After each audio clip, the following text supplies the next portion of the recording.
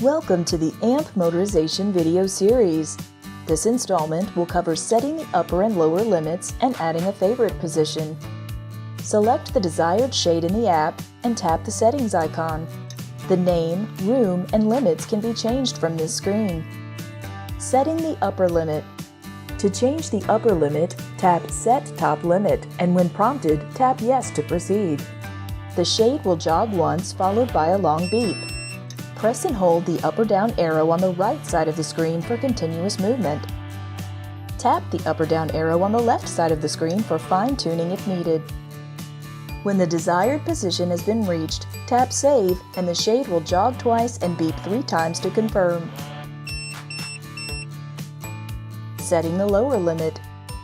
To change the lower limit, tap Set Bottom Limit, and when prompted, tap Yes to proceed. The shade will jog once, followed by a long beep. Press and hold the up or down arrow on the right side of the screen for continuous movement.